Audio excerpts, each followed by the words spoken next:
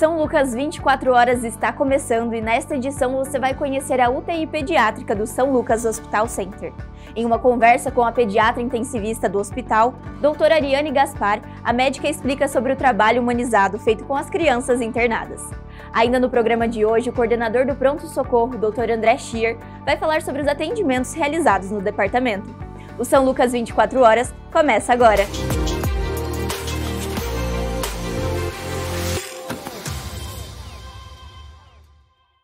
Olá, bem-vindos a mais um São Lucas 24 horas. Hoje vamos explorar um departamento que faz a diferença na vida de tantas crianças, a UTI pediátrica do São Lucas Hospital Center. Confira agora a reportagem feita pelo Silvio Matos. O São Lucas Hospital Center conta com uma UTI neonatal para recém-nascidos de alto risco de 0 a 28 dias e também uma UTI pediátrica que atende crianças desde os 29 dias de vida até os 13 anos de idade. As unidades de terapia intensiva contam com estrutura e tecnologia avançada, colocando a instituição como referência na região. Hoje a nossa UTI NEO é composta por 10 leitos e a UTI pediátrica 10 leitos. Então na UTI NEO a gente recebe pacientes de 0 a 28 dias de vida que demandam algum cuidado intensivo, às vezes tem alguma malformação, nasceu prematuro. E já na UTI pediátrica são pacientes acima de 28 dias de vida, até 13 anos incompletos. Então a gente é referência para várias assistências hospitalares, dentre cirurgia pediátrica, neurocirurgia, temos também o pronto-socorro que a gente dá todo o suporte, além de suporte para os demais setores de imagem e centro cirúrgico também. A neonatal dispõe de incubadoras, monitores multiparâmetro, ventiladores pulmonares e controladores de ruído, assim como a pediátrica, que ainda conta com leitos individuais com televisão, cama-leito elétrica com pesagem automatizada, além do conforto oferecido aos acompanhantes. Então hoje a gente tem vários protocolos assistenciais na área da saúde, tanto na UTI neonatal quanto na UTI pediátrica. Então hoje a gente trabalha muito essa visão crítica e holística do paciente. Então a gente avalia o paciente como um todo, avalia exame físico, acompanhamento com os pais, o acolhimento, tenta de todas as maneiras melhorar um pouco essa experiência dele no ambiente intensivo, que a gente sabe que não é fácil, né?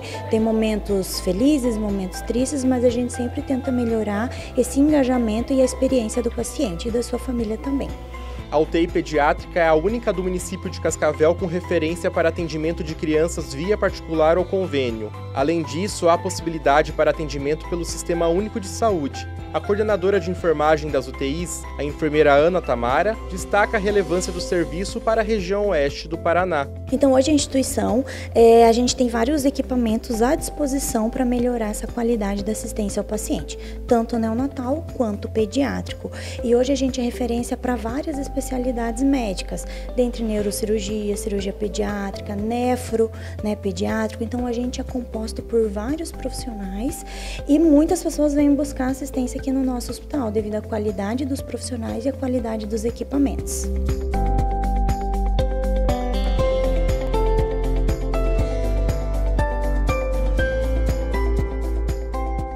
Para conversar e esclarecer todas as dúvidas sobre a UTI pediátrica do São Lucas Hospital Center, eu gostaria de agradecer a presença da doutora Ariane Gaspar, que é pediatra intensivista do São Lucas. Seja bem-vinda, doutora. Olá, Gabriele. Obrigada.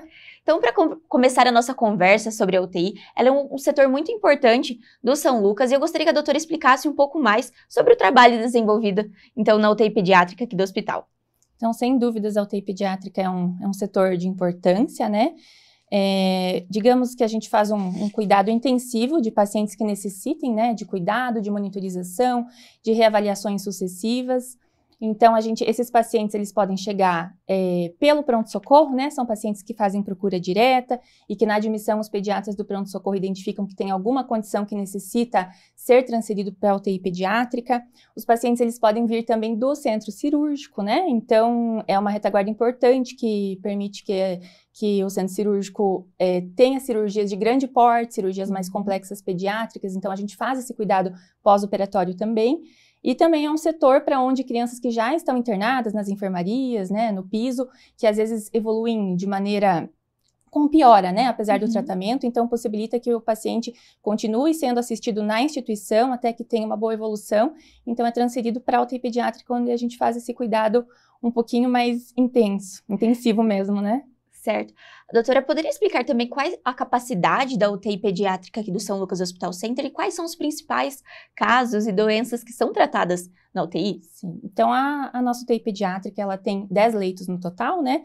Esses 10 leitos, eles compreendem vagas por convênios privados, SUS também, e sem dúvidas eu diria que os casos que nós mais admitimos são os casos respiratórios, sobretudo nessa época que a gente está, né, que tem muita pneumonia, muita bronquiolite.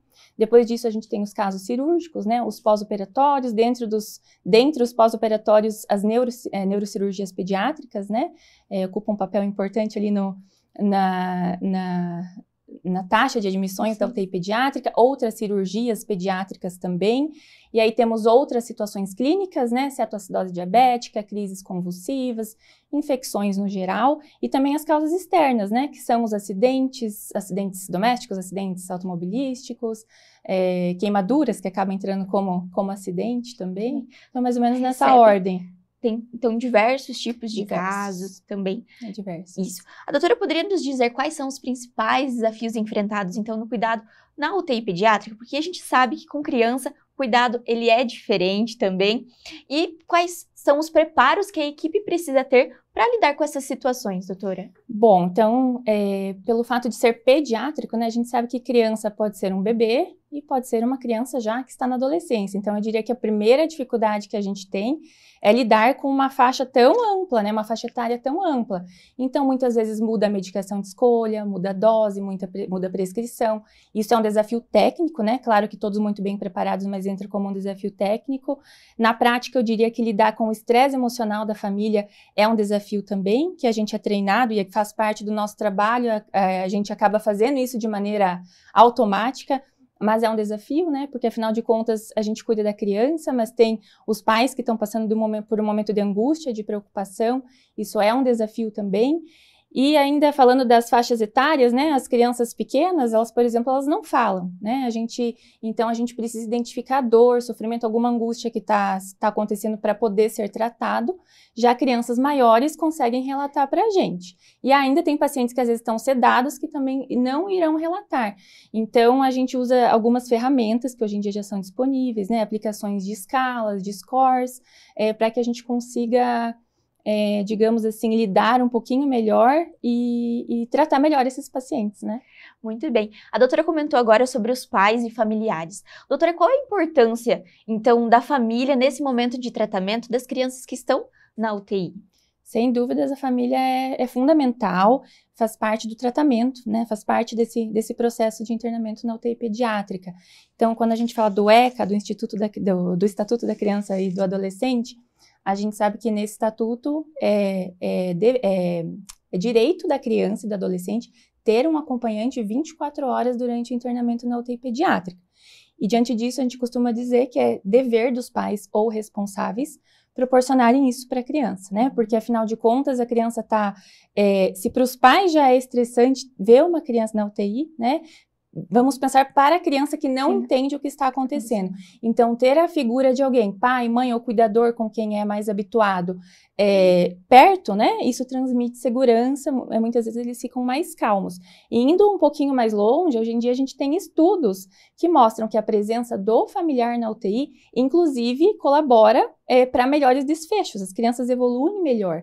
Então, não nos resta dúvidas de que a presença é fundamental, com certeza. Dá uma segurança e aquele conforto, né, doutora, de ter alguém conhecido num ambiente desconhecido, né? Doutora, nós falamos então anteriormente sobre os equipamentos, mas nós sabemos que também, para que a UTI funcione, precisa de uma equipe multidisciplinar, são diversos as áreas que precisam estar dentro da UTI. Doutora, poderia falar um pouco mais sobre a importância de cada um, então, para o paciente? Sem dúvidas, a equipe multidisciplinar ela é fundamental no bom desfecho, no bom cuidado do paciente crítico. Eu costumo falar que a equipe multidisciplinar, nós somos um elo, né? Todos os profissionais envolvidos. E a gente só consegue fechar essa cadeia, que é a cadeia da assistência adequada do paciente, se todos estivermos unidos, né? Porque a gente olha os pacientes de diferentes ângulos. E juntos, né, com o nosso ponto de vista, com a nossa função, a gente consegue planejar, fazer o plano terapêutico do paciente e contribuir para o melhor desfecho do paciente no internamento, né? Então, na equipe multidisciplinar, começando pelo médico, né? A gente tem o pediatra intensivista, que é o plantonista, que é o plantão, né? Então, os plantões são geralmente de 6 a 12 horas e são passados e eles são responsáveis por coordenar a continuidade do cuidado. Tem intensivista pediátrico rotineiro também, que a gente passa visita todos os dias na UTI, de maneira, digamos assim, a gente vê o paciente de maneira horizontal. O médico rotineiro, ele é responsável por coordenar a reunião e garantir que o plano terapêutico do paciente, ele seja seguido de maneira homogênea, digamos assim, ao longo do internamento. E temos a equipe de enfermagem, né? Tanto as enfermeiras quanto os técnicos de enfermagem, que são fundamentais, são eles que estão no contato próximo e contínuo e o tempo inteiro com o paciente, né? É uma assistência muito próxima. São eles que nos trazem muitas vezes dados, né? Que percebem alterações sutis nos pacientes que nem mesmo monitorização e exames ainda não demonstraram, né? Então, são fundamentais também nesse processo, que fazem a manutenção dos dispositivos, a administração de medicamentos, que fazem um vínculo muito importante com os pacientes também. Então, além da enfermagem, a gente tem a fisioterapia, né? Então, as nossas fisioterapeutas fazem a parte da fisioterapia motora, a fisioterapia respiratória. Nem todos os pacientes estão internados por causas respiratórias, mas a fisioterapia ela é igualmente importante para todos esses pacientes, afinal de contas são pacientes em situações críticas, que estão restritos em um leito, e a gente tenta minimizar isso com esse trabalho conjunto, e o papel da fisioterapia é fundamental para a gente tentar reduzir vamos dizer assim, os danos, né, que o internamento prolongado e a restrição no leito podem causar para o paciente. Temos a fonoaudióloga, que também é fundamental, faz a parte da reabilitação oral dos pacientes, faz o acompanhamento. Temos a parte da nutrição, que igualmente é importante. Nós temos uma gama diversa de causas de internamentos na UTI. E muitas vezes algumas condições, elas necessitam de um suporte nutricional adequado e adequado para todos, né? Mas alguns necessitam de suporte específico. Então, a nutrição nos auxilia nesse sentido também de individualizar o tipo de suporte nutricional e otimizá-lo para cada paciente. Temos a farmácia clínica.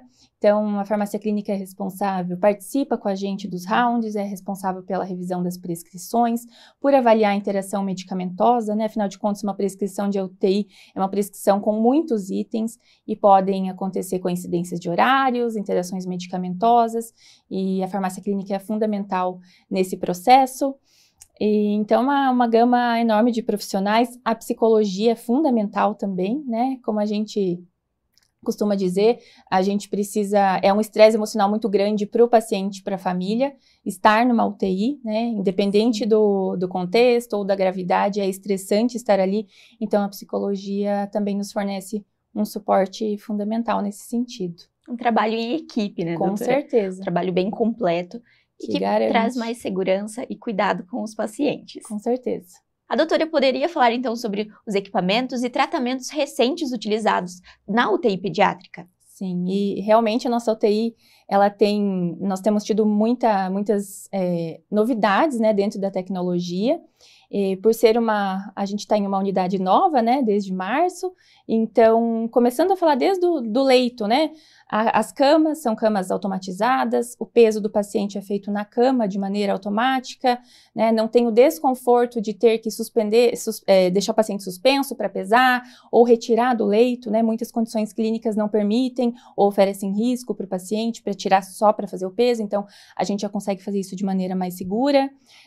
Ainda dentro do leito, os monitores, né, que é aquele monitor que fica do ladinho do leito fazendo a monitorização multiparamétrica que a gente fala, também são monitores modernos que, além dele monitorizar, ali a gente olha, ele está monitorizando ali no tempo real, ele acaba gravando durante as 24 horas. Então, se o paciente tem alguma intercorrência, a gente consegue avaliar de maneira retrógrada o que aconteceu. Isso é bem importante também.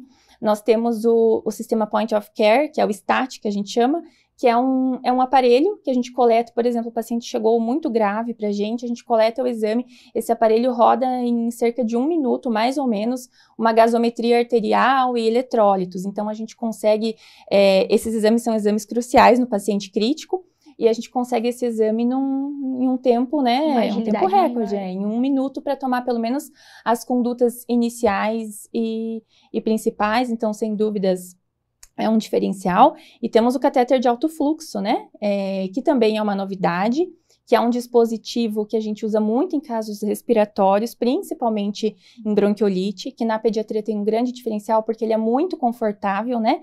E crianças pequenas, por exemplo, não toleram situações de estresse desconfortáveis, até porque elas não entendem, né, o porquê e qual a importância. Então, com a disponibilidade do catéter de alto fluxo, a gente conseguiu reduzir bastante a taxa de intubação na unidade, e sem dúvidas é um dos equipamentos que a gente... É a menina dos olhos da UTI pediátrica. E tudo isso traz mais segurança, né, doutora? Tanto para a equipe quanto para o paciente, né? A doutora comentou, acredito que exija muita sensibilidade no cuidado com as crianças e também deve ter acontecido casos marcantes nessa sua jornada como pediatra intensivista. A doutora poderia contar um pouco mais sobre essa parte que tanto marca na sua história? Claro. Então, né, casos marcantes, na verdade, é difícil até pontuar um caso em específico, né, mas sem dúvidas, todas as crianças que passam por nós e que passaram na minha jornada e tiveram um internamento muito crítico, sem dúvida elas nos marcam, né. Hoje em dia eu diria que nessa fase agora, nesse momento atual, as bronquiolites, né, que são os casos que mais têm sido internados na UTI, então a gente vê a evolução do paciente que chega precisando de suporte, chega um paciente crítico mesmo, e a gente vê a melhora, a retirada, cada dia um pouco mais de cada dispositivo, de cada medicação, isso é muito gratificante. Então, acaba que é difícil a gente pontuar um caso, mas sem dúvidas eles ficam na nossa memória, fazem parte do nosso trajeto, né, profissional, e sempre nos ensinam, né? Eu costumo dizer que eles passam por nós e vão embora, vão bem, mas eles sempre deixam alguma lição. Aquela marquinha na história, com né? Certeza, mesmo? Com certeza. Doutora, continuando nessa parte de humanização, é muito importante, então, saber lidar com as crianças. Como a doutora disse, são diferentes tipos de casos, diferentes tipos de crianças. Como que funciona no dia a dia a aplicação dessa humanização aqui na UTI pediátrica? Então, quando a gente fala em humanizar, né, uma coisa que tem sido muito falada hoje em dia, humanizar para mim é o quê? Humanizar seria tornar humano, né? E isso nada mais é do que tratar o paciente de forma humana, né? Não tratar somente a doença do paciente, se preocupar com o bem-estar do paciente, na UTI pediátrica se preocupar com o bem-estar daquela criança e da família, porque a gente não trata só o paciente, né? É a família junto que está precisando de suporte.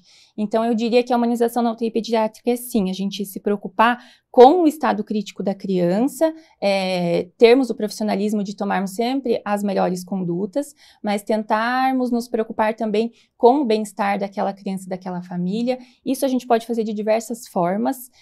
Primeira coisa é na comunicação, né? Porque a gente ter uma comunicação efetiva, uma comunicação empática, não vai resolver, né? Eu costumo dizer assim, dar uma notícia ruim de maneira... tentando ser mais empático, não vai resolver a situação. Mas eu acredito que quando a gente se coloca no lugar dos pais, né, de estar entendendo e receber com empatia, torna um pouquinho mais confortável. Se é que se pode dizer que é confortável receber uma notícia ruim de uma criança na UTI, né? Mas então se preocupar com esses detalhes, se o quadro clínico da criança permitir, tentar trazer algumas coisas que remetam ao ambiente em casa, ou qualquer ambiente que a criança goste. Por exemplo, a gente oferece pintura para as crianças que estão acordadas, né? A gente oferece, quando o paciente em internamentos prolongados, a gente oferece a possibilidade da visita de um irmão, entendeu? De alguém com quem o paciente tenha vínculo. Claro que isso tudo depende da complexidade do internamento, da causa, né? Tudo é avaliado individualmente. A gente também permite a visita religiosa, baseado na crença de cada família, mas é algo que a gente estimula e se preocupa em que eles se sintam à vontade para estar trazendo. Então que faz a diferença. Faz, com certeza. Né? Num todo. Porque, como a doutora disse, é um momento sensível e que ele precisa desse cuidado, desse carinho com as crianças e com os pais. A UTI pediátrica, aqui no São Lucas, então, tem a UTI pediátrica e também tem a UTI NEO. A doutora falou que teve essa alteração, separação dos setores.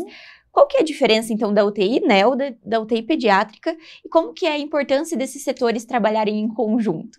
Então, a UTI neonatal e a pediátrica, realmente, elas, desde março, o hospital, ele dividiu em 2 unidades distintas, né? Então, a UTI neonatal atende bebês, né, que são recém-nascidos até 28 dias de vida, e a partir disso, o paciente é considerado, a partir disso, né, acima disso, né, então, depois do primeiro mês de vida, ele é considerado um paciente pediátrico, ele é internado na UTI pediátrica, então. Sem dúvidas, isso é um ganho muito importante para a instituição, para os pacientes, porque a partir do momento que a gente separa as unidades, a gente tem um cuidado especializado neonatal e o cuidado especializado intensivo pediátrico, né? Tanto dos profissionais que atuam nas unidades diferentes, quanto da parte de equipamentos, de insumos, isso tudo consegue ficar individualizado e a gente consegue contribuir para o melhor desfecho dos pacientes dessa maneira mais personalizada, digamos, né? E a importância delas o que uma contribui na outra, né? Por exemplo, às vezes a gente tem bebês prematuros que internam na UTI neonatal e quando são muito prematuros eles passam um longo tempo na UTI neonatal. E aí ter a possibilidade de ter a UTI pediátrica, às vezes eles atingem a idade que fazem a transição para a UTI pediátrica e com isso a gente consegue seguir com o término do tratamento até a tão esperada alta da UTI. Né? Um acompanhamento completo. Isso, então é importante ter as 2 unidades para que possa ser feito essa transição quando possível. Doutora, nós falamos então sobre a importância do trabalho em conjunto da UTI NEO e da UTI pediátrica. E eu queria que a doutora falasse um pouco mais sobre a importância, então, de ter uma UTI, um espaço como esse, tanto para Cascavel quanto para a região, que o São Lucas tem à disposição dos pacientes. E também de todas essas tecnologias e diferenciais que se tem aqui no São Lucas.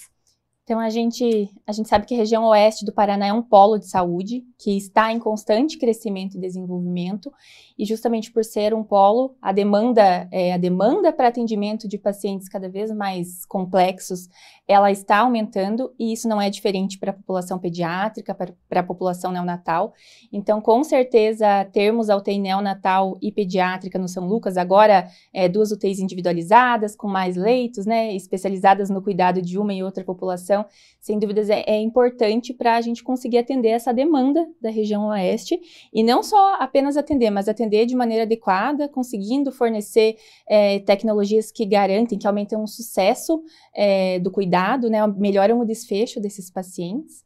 Então, na UTI pediátrica a gente conversou sobre diversas tecnologias que já proporcionam um melhor desfecho, muitas vezes de maneira menos invasiva, né, um cuidado um cuidado fino, né, eu diria assim. E na UTI neonatal não é diferente, nós também temos a tecnologia aliada junto conosco. As incubadoras, todas as incubadoras da UTI neonatal, por exemplo, são incubadoras automatizadas, então todas as funções elas são de maneira automática para mobilizar os pacientes, né? Muitas vezes o bebê prematuro, os bebês mesmo que não prematuros recém-nascidos, eles são mais frágeis, a manipulação demanda mais cuidado, então a gente consegue mobilizar esse paciente com a automatização da incubadora, né? Mudar a posição, às vezes precisa abrir para procedimentos, a incubadora também fornece essa opção, então isso torna mais seguro para essa população também. A UTI NEO também dispõe do óxido nítrico, né, que é um gás inalatório utilizado nos casos de hipertensão pulmonar, que é uma condição que pode acontecer com alguns recém-nascidos ali nos primeiros dias de vida, e isso sem dúvida aumenta a taxa de sucesso no tratamento dessa condição. Então, tanto para os pacientes quanto para os médicos é um ganho muito grande ter toda uma estrutura e uma qualificação para atender essa população, né, doutora? Não tenho dúvidas. Doutora, eu gostaria de agradecer a sua participação no São Lucas 24 Horas. Seja sempre muito bem-vinda ao nosso programa para falar sobre saúde e um pouco mais do trabalho desempenhado pelas equipes médicas aí. Muito obrigada. Obrigada, Gabriele. O São Lucas 24 Horas vai para um rápido intervalo, mas no próximo bloco vamos falar sobre o pronto-socorro do São Lucas Hospital Center. Não saia daí!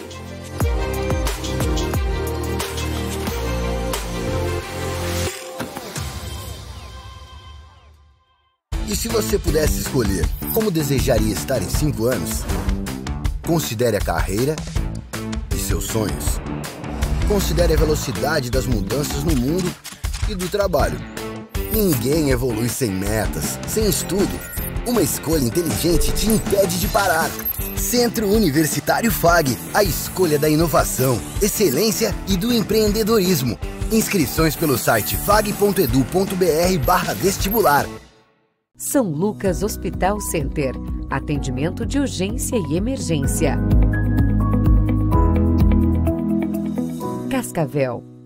Colégio FAG Bilíngue. Somos uma escola sedimentada em valores familiares, focada na excelência da qualidade no ensino. Surpreenda-se com nossa estrutura padrão internacional. 120 laboratórios de ensino de última geração, hortas, fazenda, trilha ecológica, 8 parques externos e 2 internos, centro multiesportivo, auditórios e muito mais. Agende sua visita. Estamos prontos para receber você e sua família. Colégio FAG Bilíngue. A universidade começa aqui.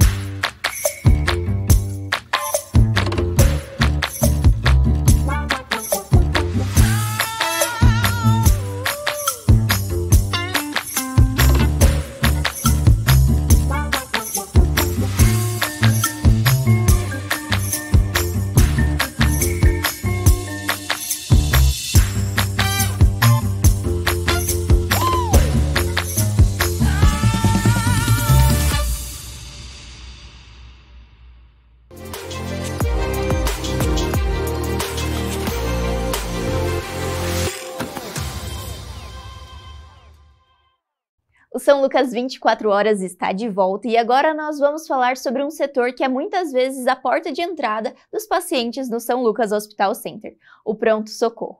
E para falar sobre os atendimentos realizados, gostaria de agradecer a participação do Dr. André Schier, que é coordenador do departamento. Seja bem-vindo, doutor. Obrigado. Então, para iniciar a nossa conversa, a gente sabe que o São Lucas Hospital Center é referência em Cascavel e região quando se trata de atendimento. No pronto-socorro não seria diferente, né, doutor? Recebe um alto fluxo de pacientes e eu queria que o doutor explicasse um pouco mais sobre essa capacidade de atendimento e um pouco mais sobre o trabalho desenvolvido. O pronto-socorro do Hospital São Lucas tem evoluído nos últimos anos como referência em pronto atendimento na cidade de Cascavel e também na região. A gente tem percebido cada vez mais uma demanda das pessoas da cidade e da região como referência para hospitais menores que precisam de tratamento complementar ou eventualmente avaliação de especialista, algum recurso que as cidades menores não comportam, né? Então, é referência nesse sentido. O doutor poderia explicar um pouco mais também sobre desde a chegada do paciente até a hora do atendimento no pronto-socorro? Sim, o pronto-socorro continuamente ele passa por mudanças na organização do fluxo, né? Atualmente, o paciente chegando no pronto-socorro, ele escolhe qualquer especialidade que ele precisa ser atendido, então ele faz a ficha de atendimento do cadastro, né? Logo na sequência, ele passa por um processo de triagem com a enfermagem, ali são feita a verificação dos sinais vitais e é feita uma classificação de risco. Então, esse é o momento que a equipe avalia a condição clínica do paciente e estratifica a urgência ou não, né, daquele atendimento. Conforme a classificação de risco, a gente tem um critério de prioridade para atendimento e os pacientes mais graves têm uma atenção mais imediata por parte da equipe, eles são direcionados para a parte interna do setor e recebem a atenção adequada naquele momento. Pacientes que podem aguardar um pouquinho mais são classificados como verde ou azul, eles aguardam o atendimento no saguão de espera e são chamados conforme a demanda, né? A gente precisa enfatizar que cada paciente ele tem uma necessidade específica dentro do pronto-socorro. Então, a gente recebe uma ampla gama de pacientes das mais variadas formas de doença e das mais variadas necessidades de urgência. Então é necessário que o pronto-socorro tenha essa dinâmica de dar a atenção que o paciente precisa. Nesse sentido, eu creio que nos últimos tempos a gente tem evoluído bastante e a ideia é que pacientes graves não aguardem demais para atendimento e a gente possa atender da melhor forma possível, cada um dentro da sua necessidade. Certo. O doutor falou agora sobre essa questão das especialidades. O doutor poderia explicar quais são elas? O pronto-socorro funciona da seguinte forma: quem fica no plantão é um médico emergencista com formação específica e direcionada para atendimento inicial de pacientes dos mais variados tipos. E depois da avaliação inicial, a gente tem praticamente todas as especialidades pactuadas de sobreaviso. Então, havendo a necessidade do parecer do especialista, da discussão do caso, exames complementares, caso a caso, os casos eles são discutidos com o especialista e daí as condutas elas vão sendo tomadas conjuntamente conforme a necessidade do paciente, né? Certo. Doutor, o dia a dia é muito intenso, então, no pronto-socorro. O doutor poderia explicar um pouco mais sobre os desafios enfrentados nessa correria do pronto-socorro?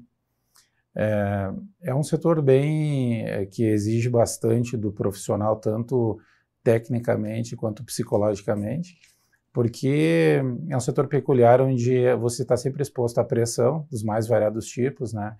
Tanto com relação à complexidade dos casos que a gente atende, por vezes, tanto quanto à necessidade de técnica para executar os procedimentos de forma rápida e de forma assertiva, né?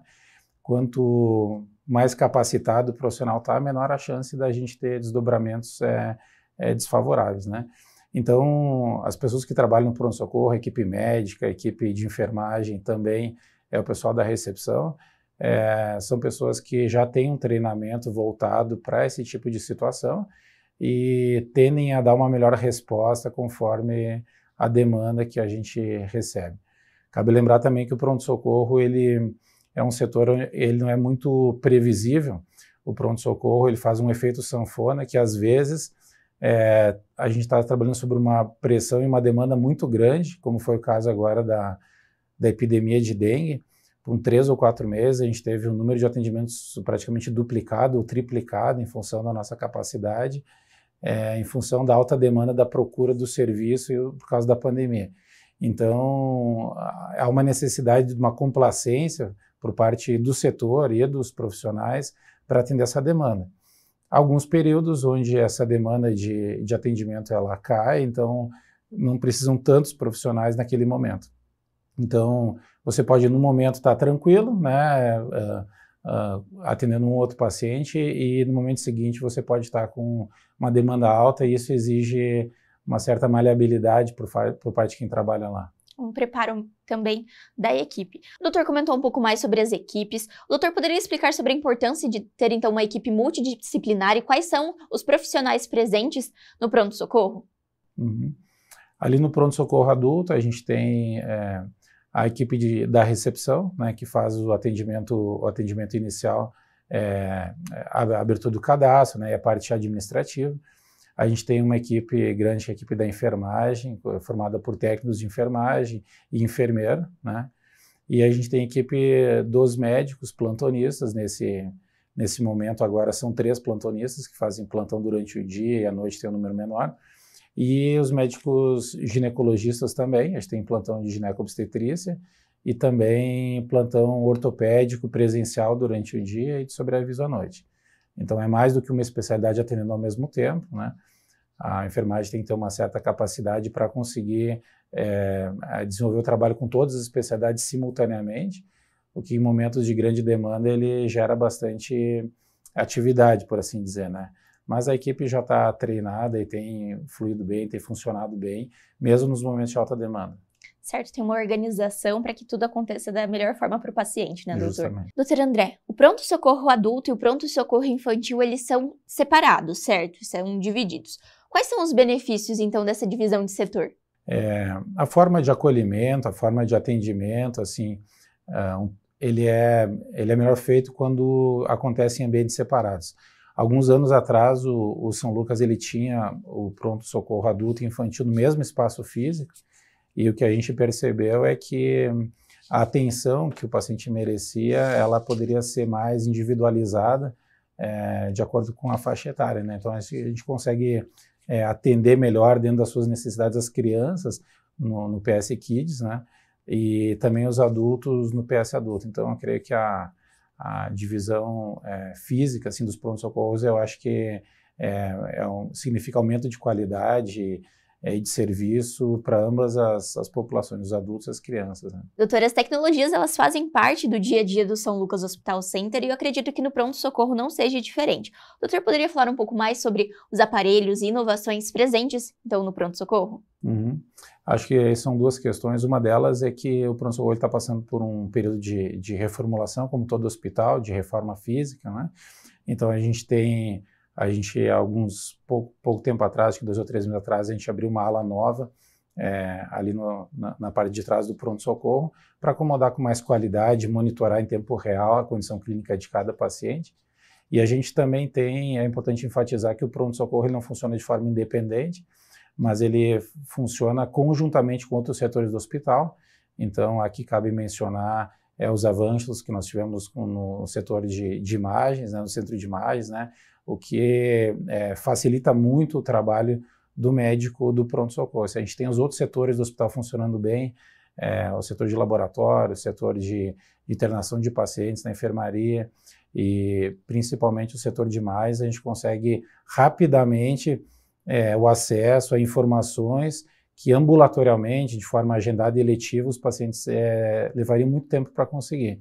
Então, uma das grandes virtudes do Centro Hospitalar São Lucas e do pronto-socorro, como ele funciona hoje, é a nossa capacidade de, quando se trata de um caso emergencial, ter acesso a exames complexos, a exames complementares de forma assim relativamente rápida, né? O que facilita o diagnóstico, né, e encurta o tempo que os pacientes peregrinam pelo sistema de saúde até ter um diagnóstico definitivo. Né? Um tratamento mais rápido e mais preciso com a utilização dessas tecnologias, né, doutor? Justamente.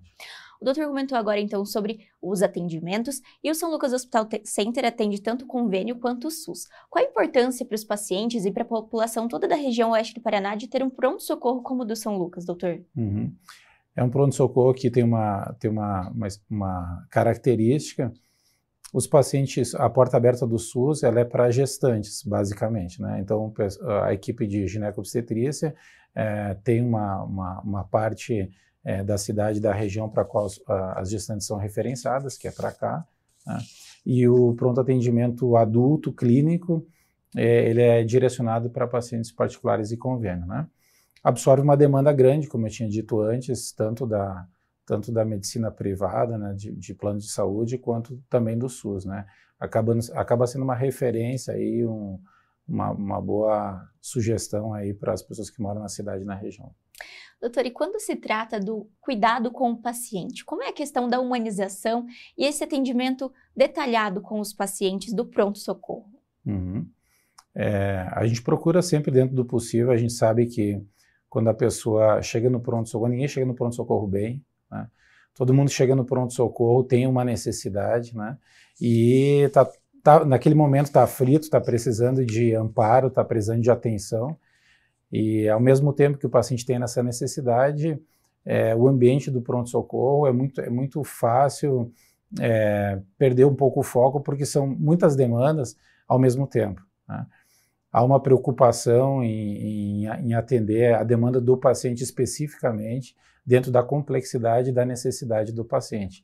Nesse sentido, o amparo e o acolhimento do paciente, ele vai ao encontro da necessidade daquele paciente naquele momento. Então, pacientes que chegam no pronto-socorro com dor, chegam no pronto-socorro com falta de ar, chegam no pronto-socorro acidentados, são pacientes que são acolhidos praticamente imediatamente já para começar o tratamento sintomático e fazer o diagnóstico e o tratamento específico, né? Certo. O doutor tinha comentado anteriormente sobre a questão do preparo da equipe e dessa eficiência no atendimento com os pacientes. O doutor também comentou sobre a complexidade dos pacientes e dos casos que chegam no pronto-socorro. O doutor poderia citar exemplos desses atendimentos? Uhum. a gente percebeu que nos últimos anos o pronto-socorro de São Lucas ele foi evoluindo para um centro de referência para casos mais complexos em todas as especialidades, né? Tempos atrás, nós tínhamos muitas consultas no pronto atendimento com queixas mais simples, com queixas mais banais, né? Com queixas mais corriqueiras, e a gente tem percebido cada vez mais que pacientes que fazem tratamentos mais complexos, com especialidades, eles têm vindo de forma mais recorrente ao hospital, o que reflete, na verdade, o crescimento da instituição e a nossa capacidade de absorver essa demanda, né? Eu diria que na região o pronto-socorro São Lucas é uma boa referência para esse tipo de caso. Nós temos especialidades bem específicas aqui, bem complexas, como a neurocirurgia, como a cirurgia cardíaca, né? Outras especialidades também, somos referência em doenças gastrointestinais, né? E todas as outras especialidades cujos profissionais fazem o segmento e acompanhamento dos pacientes, a gente acaba sendo a referência porque, vez por outra, o paciente tem que dar continuidade. E o pronto-socorro está sempre de portas abertas para intervir nesse sentido, de uma intercorrência, de alguma imprevisibilidade no tratamento. Então, os médicos também eles se sentem confortáveis em encaminhar os seus pacientes complexos ao pronto-socorro do hospital, porque eles sabem que serão bem atendidos e acolhidos e direcionados de acordo com a sua necessidade, né? Sabe que encontra tudo em um único lugar, né, doutor? Uhum. Desde os exames até o atendimento qualificado, com toda a equipe preparada para atendê-lo. Doutor André, o pronto-socorro do São Lucas Hospital Center ele recebe um alto fluxo de pacientes. O doutor poderia explicar um pouco mais sobre a capacidade de atendimento e o trabalho desenvolvido? A gente habitualmente tem doenças de atendimento do pronto-socorro, são doenças cíclicas, que a gente chama, que a gente já prevê no início do ano, que a gente sabe que em determinadas épocas vão ser mais prevalentes, né? Anualmente nós temos atendido casos de dengue praticamente todos os anos, nos períodos onde o verão é mais quente, onde há mais chuva, tem maior proliferação do mosquito, transmissão do vírus, então sempre no início do ano, talvez por março, abril, a gente tem um aumento dos casos de dengue. Esse ano em especial, por vários fatores, inclusive o climático, a gente teve um aumento muito grande de casos de dengue, não só na cidade de Cascavel, como também no estado do Paraná e no resto do Brasil. E isso gerou uma sobrecarga bem grande dos serviços, né, com relação ao volume de atendimentos. E isso aconteceu um pouco mais cedo do que o habitual. E agora, que nas últimas 2 ou 3 semanas, que a gente está percebendo uma diminuição dos casos. Então, houve uma procura grande do pronto-socorro por esse motivo em específico, a dengue e os desdobramentos da dengue, né, nos casos das complicações, e aqueles pacientes que têm já comorbidades e que precisavam de uma assistência mais individualizada em função disso. Agora que nós estamos diminuindo o número dos casos de dengue nas últimas 2, 3 semanas, é uma época do ano onde começam as doenças de inverno, né? Então a gente teve agora recentemente a vacinação da influenza, né, da gripe, e a gente tem percebido no pronto-socorro um aumento dos casos de influenza e das doenças respiratórias no geral, né? Tal qual o Covid com transmissão respiratória, essas doenças nesse período do ano, em função da queda da temperatura, elas acontecem muito acentuadamente, né? E então isso gera um aumento de demanda e de procura no pronto-socorro. Então, eu diria que nesse momento atual, agora a gente tem percebido uma diminuição dos casos de dengue e um aumento dos casos de influenza e dos vírus respiratórios, no geral. Certo. Doutor, nesse caso, quando o paciente deve procurar o pronto-atendimento? Qual é o melhor momento para se procurar o pronto-atendimento, pronto-socorro? Essa é uma questão interessante. O paciente que às vezes não está acostumado a utilizar o sistema de saúde, ele imagina que procurando um atendimento médico independente onde ele for, ele vai conseguir ter a questão dele resolvida ou encaminhada. Nesse sentido, até gostaria de orientar que o pronto atendimento, ele é um setor do hospital voltado para o atendimento mais imediato, mais emergencial da queixa do paciente. Então, a gente dispõe de uma série de recursos complementares para fazer os diagnósticos, mas geralmente o enfoque do atendimento é a resolução imediata do problema. Às vezes, quando o paciente tem alguma necessidade que não é emergencial, né, renovação de alguma receita de uso crônico, um antihipertensivo, eventualmente aparecem pacientes assim desejando fazer exames de check-up, né, exames de piscina, né? Laudos médicos, afastamento do trabalho, exames voltados também para controle de doenças crônicas, né? O pronto-socorro não é um local mais indicado para isso, porque, como eu falei há pouco, você fica exposto a doenças respiratórias nesse ambiente, nesse tempo, e habitualmente o paciente pode ter uma consulta com mais qualidade, com horário agendado em outro local do hospital. Nós temos consultórios médicos com as mais variadas especialidades à disposição. Então, havendo interesse por parte do paciente fazer um check-up cardiológico, né, de fazer um acompanhamento da sua doença crônica, há a possibilidade do agendamento, né, e o atendimento previsto no horário, daí, de forma um pouco mais tranquila do que no pronto-socorro, né. Então, esses pacientes podem agendar as consultas e ter o seu atendimento particularizado no consultório, né. E no caso dos pacientes que estão com essas doenças que o doutor citou anteriormente, qual momento ele deve procurar um atendimento no pronto-socorro? Qualquer paciente que tenha algum agravo agudo à saúde, mesmo que não seja aos nossos olhos a princípio alguma coisa grave e que não resolva com tratamento sintomático em casa, ele pode procurar o pronto-socorro sim para ser avaliado pelo plantonista, né? Se for um caso de menor complexidade, ele vai receber uma receita, um tratamento para fazer em casa, e se houver algum sinal de alarme, de gravidade, dependendo do caso, ele vai fazer exames complementares e vai se manejar de acordo com a sua necessidade, né? Certo. Anteriormente nós falamos então sobre o atendimento ao SUS. O paciente que ele solicita uma ambulância, ele pode ser direcionado para o São Lucas, doutor? Isso é um outro ponto bem interessante da gente conversar.